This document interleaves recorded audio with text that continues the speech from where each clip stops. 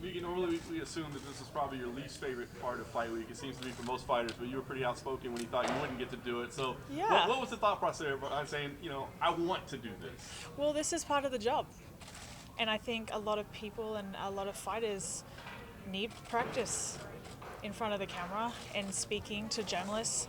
So when they do get in the position of having to go to a press conference and they get asked the hard questions, they know how to deal with it. I think it's a super important part that I think management, fighters, and the UFC should be actively giving them the reps that they need.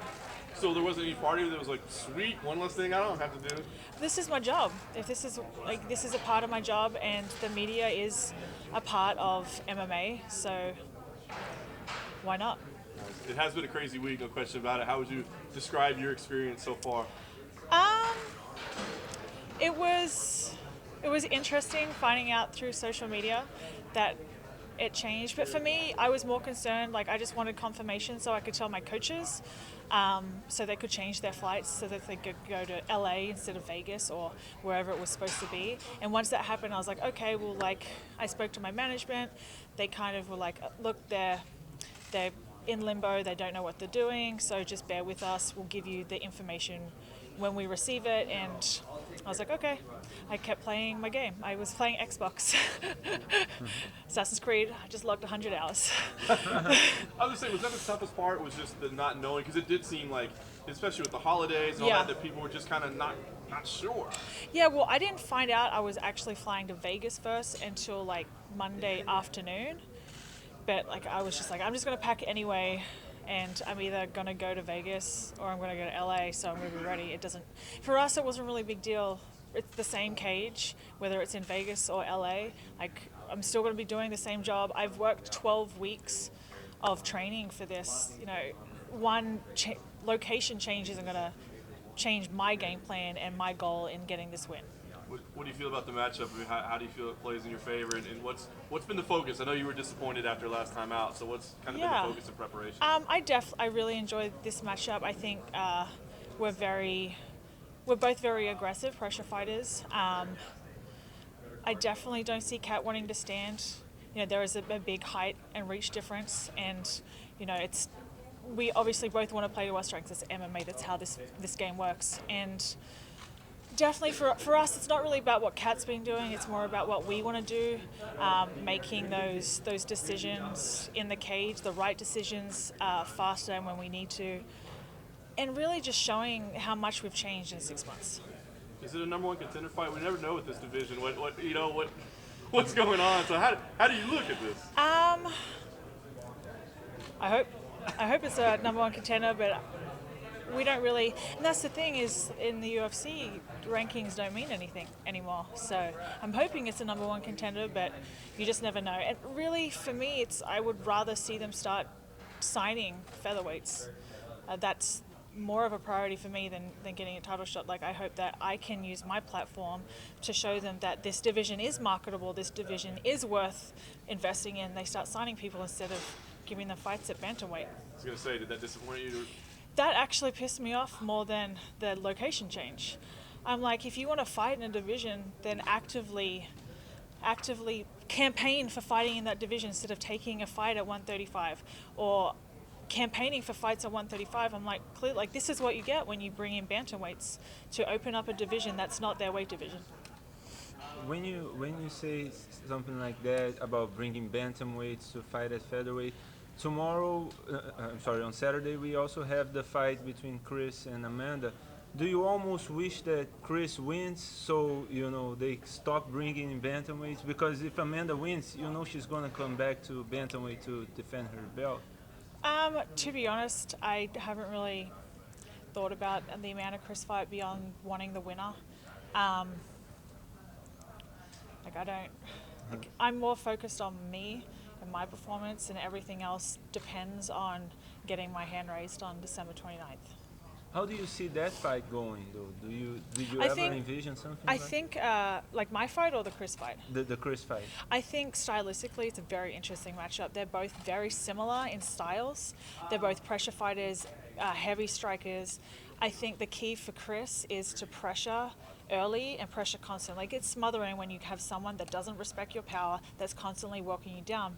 On the other hand, Amanda needs to make Chris respect her power, because a lot of Chris's recent opponents, like, she just doesn't respect the power. Look what happened in the Yana Kunitskaya fight. Like, she didn't respect her power at all. She just walked her down.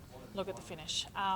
But I honestly think Amanda has the power to stop Chris and make her respect it. So I think it's going to be interesting to see how they both adjust to those, game plans, because they both have very clear keys to victory here, and I think it's who's going to implement that better. Do you feel like that's the biggest fight in women's MMA history so far?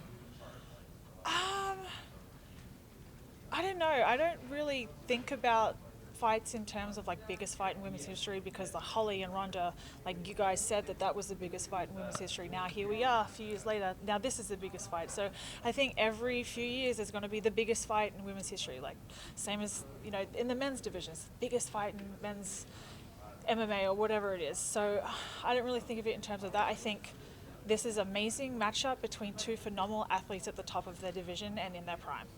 Do you think John Jones should have been allowed to fight this weekend? It's not my decision. Well, in your opinion. I'm a believer. What would you do if you were the president of the UFC? I am, as a clean athlete, I think that you should take responsibility for what's in your system. And if you have something in your system, then it's there for a reason. And that's the whole point of USADA. And here we are. Do you trust USADA after all this?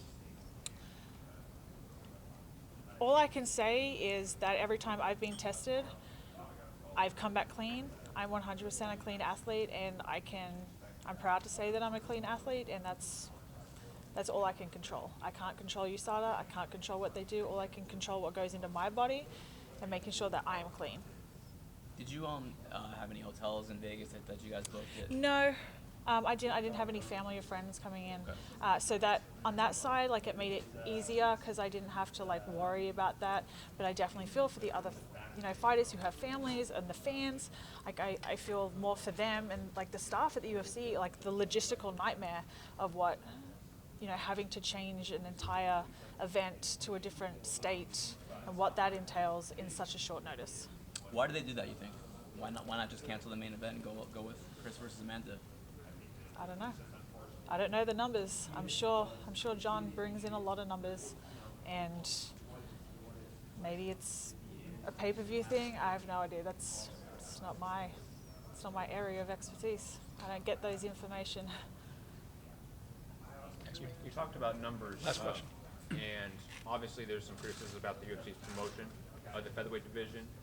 There's still no rankings in the UFC page. There's not a picture of me on their page either. Page. With the recent obviously news of Demetrius Johnson going to one championship, the way men's flyweight is ending up, is there concern about women's featherweight being pushed out? I felt the same way when they implemented it because they didn't actually sign anyone. But like, I can't control what they do. All I can control is like putting on great performances, making them aware that there is featherweights that are marketable, that is promotable, and give, like, I guess my voice to like you guys. Like, that's all I can control. Like, I can't control what they do. Has there been any internal dialogue with you, Dana White, WME about I don't talk to Dana. I don't talk to Dana. My management, really, like, my management talk to like Mick and like Hunter and those guys. Like, I don't really have much to do with all that kind of side. I'm sure if there was something they would let me know, but I want to fight in the UFC. I feel like this is a great platform to fight on, and it's a lot of fighters' goal is to fight in the UFC. So, I definitely want to stay here, and I'm hoping that they do start doing stuff and I can keep my job here. Thanks, mate. No problem. Thank you.